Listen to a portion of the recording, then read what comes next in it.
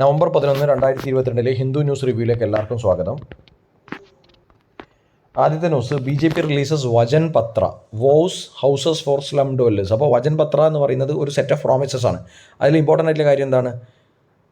Houses for slum dwellers. Slum dwellers എന്ന് പറഞ്ഞാൽ ചേരിയിൽ താമസിക്കുന്ന, വീടുകളില്ലാത്ത, സ്ലമ്മിൽ താമസിക്കുന്ന, ചേരിയിൽ താമസിക്കുന്ന ആൾക്കാർക്കുള്ള വീട് പണിത് കൊടുക്കാനുള്ള പ്രോമിസാണ് എന്ത് ഈ വചൻ പത്ര എന്ന് പറഞ്ഞിട്ട് ഒരു സെറ്റ് ഓഫ് പ്രോമിസസ് പറയുന്നത്. BJP ആണ് ഡൽഹിയിൽ അത് പറയുന്നത്. ഇമ്പോർട്ടൻ്റ് ആയിട്ടുള്ള ന്യൂസ് അല്ല ഇത്. ഇന്ന് പ്രത്യേകിച്ച് കറണ്ട് അഫയേഴ്സ് റിലേറ്റഡ് ആയിട്ടുള്ള ന്യൂസ് കുറവാണ്. അതുകൊണ്ട് തന്നെ ഒരു എക്സാം പോയിന്റ് ഓഫ് വ്യൂവിൽ ചോദിക്കാൻ സാധ്യതയുള്ള ചോദ്യങ്ങൾ കുറവാണ്. ഇതൊന്ന് ഓർത്ത് വെക്കുക. BJP റിലീസസ് വചൻ പത്ര. എന്തിനാണ്? സ്ലം ഡ്വല്ലേഴ്സിന്, ചേരിയിൽ താമസിക്കുന്ന ആൾക്കാർക്ക് വീട് പണിത് കൊടുക്കാനുള്ള പ്രോമിസസ് ആണ് പറയുന്നത്. അടുത്ത ഇമ്പോർട്ടൻ്റ് ആയിട്ടുള്ള ന്യൂസ് എന്ന് പറയുന്നത്, Khan removed as chancellor of Kerala Kalamandalam. Kerala കലാമണ്ഡലത്തിൻ്റെ ചാൻസലർ പദവിയിൽ നിന്ന് ആരൊഴിവാക്കി? ആരിഫ് മുഹമ്മദ് ഖാൻ ഒഴിവാക്കിയിട്ടുണ്ട്. ഗവർണറാണ്.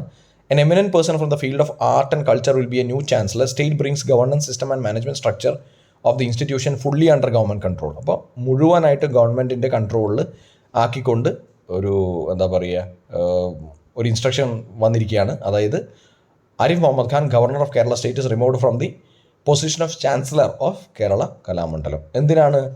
എമിനൻ്റ് ആയിട്ടുള്ള ഒരാൾ, field art and culture, art and music അങ്ങനെയുള്ള കാര്യത്തിൽ ഒരു എമിനൻ്റ് പേഴ്സണാലിറ്റി വേണം അതിൻ്റെ ചാൻസലറായി ഇരിക്കാൻ എന്ന രീതിയിലാണ് ഗവൺമെൻറ് പറയുന്നത്. After deciding to remove the governor Arif Mohammed Khan as the only chancellor for all the 14 state universities, the Kerala government moved quickly on Thursday to evict him as chancellor of Kerala Kalamandalam, the deemed to be university for art and culture too. The government came out with an order amending the rules and regulations of the deemed to be university. ഇതിൽ ഈ ഓർഡറിൽ പ്രത്യേകിച്ചും പറഞ്ഞിരിക്കുന്നത്, specifically പറഞ്ഞിരിക്കുന്നത് എന്താണ്?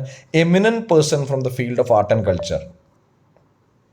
എന്താ പറഞ്ഞിരിക്കുന്നത്? Eminent person from the field of art and culture of its choice and chancellor was issued on Thursday evening. അപ്പോൾ എമിനൻ്റ് ആയിട്ടുള്ള ഒരാൾ വേണം എന്നാണ് പറയുന്നത്. അതുകൊണ്ടാണ് റിമൂവ് ചെയ്തത്. നമുക്കറിയാം കേരളത്തിൽ ഗവൺമെൻറ്റും ഗവർണറും തമ്മിലുള്ള പ്രശ്നങ്ങൾ വളരെ രൂക്ഷമായി നടന്നുകൊണ്ടിരിക്കുന്ന സമയത്താണ് കേരള കലാമണ്ഡലത്തിൻ്റെ ചാൻസലർ പദവിയിൽ നിന്ന് അദ്ദേഹത്തെ ഒഴിവാക്കുന്നത്. ഇന്നത്തെ എഡിറ്റോറിയൽ നോക്കാം. Content slot. Public service broadcast is a good idea in a diverse country with myriad issues. അപ്പോൾ ഒരുപാട് ഡൈവേഴ്സിറ്റീസ് ഉള്ള രാജ്യമാണ് ഇന്ത്യ. അപ്പോൾ അതുപോലെ തന്നെ അഭിപ്രായങ്ങളും വ്യത്യാസങ്ങളും മതങ്ങളും അതുപോലെ തന്നെ ഹീറ്റഡ് ആയിട്ടുള്ള ഡിബേറ്റ്സും പല ഇഷ്യൂസും നടക്കുന്ന ഒരു രാജ്യം എന്ന രീതിയിൽ പബ്ലിക് സർവീസ് ബ്രോഡ്കാസ്റ്റ് ചെയ്യുന്ന കാര്യങ്ങൾ, ഇപ്പോൾ TV ചാനൽസ് വഴിയൊക്കെ ബ്രോഡ്കാസ്റ്റ് ചെയ്യുന്ന കാര്യങ്ങൾക്ക് ഒരു നാഷണൽ ഇമ്പോർട്ടൻസ് ഉണ്ടാവണം. അതുപോലെ തന്നെ കണ്ടൻറ് ഓറിയൻറ്റഡ്, കണ്ടൻറ്റിൻ്റെ ക്വാളിറ്റിയും കൂടെ ചെക്ക് ചെയ്തുകൊണ്ട് ഒരു ഇൻസ്ട്രക്ഷൻ ഇറക്കിയിരിക്കുകയാണ് സെൻട്രൽ ഗവൺമെൻറ്. അപ്പോൾ അതുമായി ബന്ധപ്പെട്ട എഡിറ്റോറിയലാണ്. Tweaking guidelines for television channels operating in India. The union cabinet has laid down some norms on content as well. Public service ബ്രോഡ്കാസ്റ്റിങ്ങുമായി ബന്ധപ്പെട്ട് TVകളിൽ നിന്നൊക്കെ ബ്രോഡ്കാസ്റ്റ് ചെയ്യുന്ന കണ്ടൻറ്റിന് ഒരു എന്താ പറയുക ഒരു ചില നോംസ്, ചില കണ്ടീഷൻസ് അല്ലെങ്കിൽ ലോ ഉണ്ടാക്കുകയാണ് central government. It is said that ഇപ്പോൾ ഈ പറയുന്ന സിറ്റുവേഷനും കൂടെ പറയുന്നുണ്ട്. In the time of polarising opinions, പല രീതിയിലും എക്സ്ട്രീം ആയിട്ടുള്ള ഒപ്പീനിയൻസ് ഉള്ള സമയത്ത്, heated debates and narrow targeting of ideas on television, it is said wherever applicable the channels would have to broadcast content on themes of national importance and socially relevant issues for at least 30 minutes every day.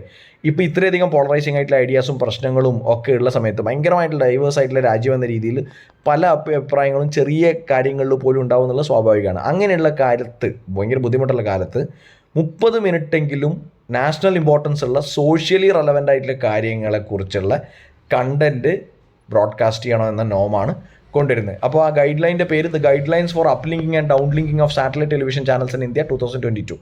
അപ്പോൾ ഇതിൻ്റെ base എന്ന് പറയുന്നത് എന്താ? Air വേവ്സും ഫ്രീക്വൻസീസൊക്കെ public പ്രോപ്പർട്ടിയാണ്, ഗവൺമെൻറ്റിൻ്റെ പ്രോപ്പർട്ടിയാണ്. അതുകൊണ്ട് തന്നെ ബെസ്റ്റ് ഇൻട്രസ്റ്റ്, സൊസൈറ്റീൻ്റെ ബെസ്റ്റ് ഇൻട്രസ്റ്റിൽ വേണം ആ കാര്യങ്ങൾ ഡീൽ ചെയ്യാൻ എന്നതാണ് പറയുന്നത്. The themes that have been picked out include education, spread of literacy, agriculture, rural development, health and family welfare, science and technology, welfare of woman, weaker section of society, protection of environment and cultural heritage and national integration. വളരെ important ആയിട്ടുള്ള ഇത്രയും തീംസിൽ വേണം 30 minute ഒരു content broadcast ചെയ്യുക. എന്തിനാണ്? ഇതിൻ്റെ base എന്താണ്? ഈ ബേസ് എന്ന് പറയുന്നത് എന്താണ്? നാഷണൽ ഇൻറ്റഗ്രിറ്റിക്കും അതുപോലെ തന്നെ കൾച്ചറൽ ഡൈവേഴ്സിറ്റിക്കൊക്കെ ഇമ്പോർട്ടൻസ് കൊടുത്ത് ഒരു യൂണിറ്റി ഉണ്ടാക്കാൻ, കാരണം ഡൈവേഴ്സ് ആയിട്ടുള്ള അഭിപ്രായങ്ങളുള്ളൊരു സ്ഥലത്ത് ഒരു യൂണിറ്റി ഉണ്ടാക്കാൻ വേണ്ടി ഒരു എന്താ പറയുക, ഇപ്പോൾ ഏറ്റവും അവെയർനെസ് ആവശ്യമുള്ള ടോപ്പിക്സിൽ ഒരു കണ്ടൻറ്റ് ക്രിയേറ്റ് ചെയ്യണമെന്നാണ് പബ്ലിക് ബ്രോഡ്കാസ്റ്റ് ടെലിവിഷൻസിനൊക്കെ നോംസ് കൊടുത്തിരിക്കുന്നത്. അപ്പോൾ അഗ്രികൾച്ചർ ഉണ്ട്, അതിൽ റൂറൽ ഡെവലപ്മെൻറ്റ് ഉണ്ട്, വെൽഫെയർ ഓഫ് വുമൺ ഉണ്ട്, അതുപോലെ തന്നെ വീക്കർ സെക്ഷൻസിന് പ്രൊട്ടക്ഷൻ ഓഫ് എൻവയോൺമെൻറ്റ്, അതുപോലെ തന്നെ വീക്കർ സെക്ഷൻ്റെ എമാൻസിപ്പേഷൻ, അവരുടെ അപ്ഗ്രഡേഷൻ അല്ലെങ്കിൽ നാഷണൽ ഇൻ്റഗ്രേഷൻ, അങ്ങനെ ഒരുപാട് ഇമ്പോർട്ടൻസ് ഉള്ള കാര്യങ്ങളാണ് തീംസ് ആയിട്ട് എടുക്കേണ്ടത്. അപ്പോൾ എന്തുകൊണ്ടാണ് these are the subjects on which a lot more awareness is necessary. ഇതിലാണ് ഒരു അവയർനെസ് ആവശ്യമുള്ളത്. അതുകൊണ്ട് തന്നെ അത് ഇമ്പോർട്ടൻ്റ് ആണ്. ഈ ഗൈഡ് ലൈൻസിൻ്റെ ഒരു പ്രശ്നം എന്ന് വെച്ചാൽ the central government may from time to time issue a general advisory to the channels for telecast of content in national interest and the channel shall comply with the same. അപ്പോൾ കാണുമ്പോൾ എന്താണ് ഇതൊരു പോസിറ്റീവായിട്ടുള്ള കാര്യമാണ്. അത് പോസിറ്റീവായിട്ടുള്ള കാര്യം തന്നെയാണ്. കാരണം ഇത്രയും ഇമ്പോർട്ടൻ്റ് ആയിട്ടുള്ള കാര്യങ്ങളിൽ വിഷയങ്ങളിൽ ഒരു കണ്ടന്റ് ഓറിയൻറ്റഡ് ആയിട്ടുള്ള സബ്ജക്റ്റ് പ്രൊപ്പഗേറ്റ് ചെയ്യുന്നത് ആവശ്യമാണ്. കാരണം നാഷണൽ ഇൻറ്റഗ്രിറ്റിക്കൊക്കെ ആവശ്യമാണ്. അതിൻ്റെ കൂടെ ഇതിലൊരു നെഗറ്റീവ് എന്ന് പറയുന്നത് എന്താണ്, ഈ പറയുന്ന പബ്ലിക് മീഡിയ റെഗുലേറ്റ് ചെയ്യാൻ സെൻട്രൽ ഗവൺമെൻറ്റിന് ഒരു ചാൻസ് കിട്ടുകയാണ് ഇങ്ങനെ ഒരു നോമിൽ. അതായത് the central government may from time to time issue general advisor. അപ്പോൾ ആ ഇൻസ്ട്രക്ഷൻ കംപ്ലൈ ചെയ്യണമെന്ന് നിർബന്ധമാണ്. അതും ഒരു ഇമ്പോർട്ടൻ്റ് ആയിട്ടുള്ള കാര്യമാണ്. കാരണം ഒരു വാച്ച് ഉണ്ടാക്കുക അല്ലേ, അതായത് ഇതിൽ പറഞ്ഞിരിക്കുന്നത് it's another way to signal that it will keep a watchful eye on the media. മീഡിയയിൽ ഒരു വാച്ച്ഫുൾ ഐ, ഒരു കണ്ണെപ്പോഴും ഉണ്ടാവും, ഒരു സർവൈലൻസ് എപ്പോഴും ഉണ്ടാവും എന്നതാണ് ഇതിൻ്റെ ഒരു നെഗറ്റീവായിട്ട് പറയേണ്ടത്.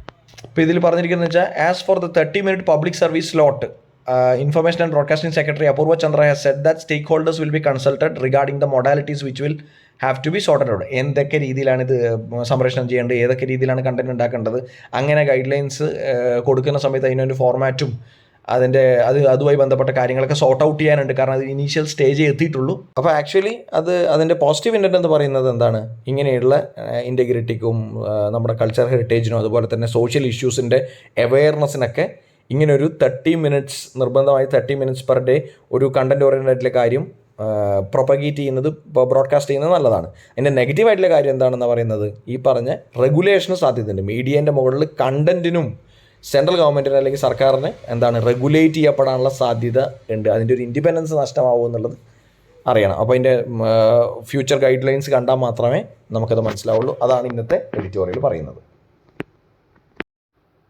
അടുത്തത് ഒരു ഒപ്പീനിയൻ ഒരു ഡിസ്കഷൻ ന്യൂസാണ്. Should chief ministers have a say in appointment of governors. ഗവർണേഴ്സിനെ അപ്പോയിൻറ്റ് ചെയ്യുന്ന കാര്യത്തിൽ ചീഫ് മിനിസ്റ്റേഴ്സ്ക്ക് ഒരു സേ ഉണ്ടാവണോ, ചീഫ് മിനിസ്റ്റർ ഓഫ് ദ സ്റ്റേറ്റിന് ഒരു സേ ഉണ്ടാവണോ, ഒരു അഭിപ്രായം ഉണ്ടാവണോ, അല്ലെങ്കിൽ അദ്ദേഹത്തിനെ കൺസൾട്ട് ചെയ്യണോ എന്നതാണ് ചോദ്യം.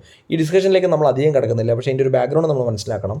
കേരളത്തിൽ അതുപോലെ തന്നെ തമിഴ്നാട്ടിൽ അല്ലെങ്കിൽ പഞ്ചാബിൽ, ഡൽഹിയിലൊക്കെ ഈ ലെഫ്റ്റനൻറ്റ് ഗവർണർ അല്ലെങ്കിൽ ഇവിടെ സ്റ്റേറ്റിലാണെങ്കിൽ ഗവർണേഴ്സിന് സ്റ്റേറ്റ് കൗൺസിൽ ഓഫ് മിനിസ്റ്റേഴ്സ് അല്ലെങ്കിൽ മിനിസ്റ്ററുമായിട്ടുള്ള റിഫ്റ്റ്, അവരുടെ അഭിപ്രായ വ്യത്യാസം എപ്പോഴും നിലനിന്ന് പോകുന്നുണ്ട്. അപ്പോൾ ഇങ്ങനെയുള്ള സ്റ്റേറ്റുകൾ, ഇപ്പോൾ തമിഴ്നാടൊക്കെ ഒരു മെമ്മോറാണ്ടം സബ്മിറ്റ് ചെയ്തിട്ടുണ്ട് പ്രസിഡൻറ്റിന്. കാരണം ഈ പറഞ്ഞ ഭരണത്തിൽ ഇടപെടുന്നതിനും അല്ലെങ്കിൽ ബില്ലുകൾ പാസ്സാക്കാത്തതിനുമൊക്കെ, അതായത് അത് കാണിക്കുന്നത് എന്താണ്, ഇവർ തമ്മിലുള്ള റിഫ്റ്റാണ് കാണിക്കുന്നത്. അപ്പോൾ ഇങ്ങനെ ഇരിക്കെ സ്മൂത്ത് ഗവർണൻസിന് അത് ബാധിക്കും. സ്റ്റേറ്റ് ആസച്ച്, അതായത് ഇപ്പോൾ ഒരു നിയമനിർമ്മാണ സമിതി, ഇപ്പോൾ അല്ലെങ്കിൽ അസംബ്ലി ഒക്കെ നിയമനിർമ്മാണ സമിതിയാണ്. അപ്പോൾ ഈ പറയുന്ന ലെജിസ്ലേറ്റീവ് ബോഡി ആയിട്ടുള്ള അസംബ്ലി ഉണ്ടാക്കുന്ന നിയമങ്ങൾ, പാസ്സാക്കുന്ന നിയമങ്ങൾ ഒപ്പിട്ടില്ലെങ്കിൽ അത് എന്തിനെ ബാധിക്കും, ഗവർണൻസിനെ ബാധിക്കുന്നതാണ്. അപ്പോൾ ഇങ്ങനെയുള്ള സമയത്ത് ഇവർ തമ്മിൽ എക്സ്ട്രീമായി നിന്ന് കഴിഞ്ഞാൽ, പൊളിറ്റിക്കലായിട്ടുള്ള അജണ്ട കൊണ്ടാകട്ടെ മറ്റെന്ത് കാര്യങ്ങൾ കൊണ്ടായാലും എക്സ്ട്രീമായി നിന്ന് കഴിഞ്ഞാൽ ഈ മെഷീനറി അത് ബാധിക്കില്ലേ എന്നതാണ് ചോദ്യം. അതുകൊണ്ട് തന്നെ ചീഫ് മിനിസ്റ്ററോട് കൺസൾട്ട് ചെയ്യണോ ഗവർണറെ നിയമിക്കുമ്പോൾ എന്നത് ഒരു ഡിബേറ്റ് തന്നെയാണ്.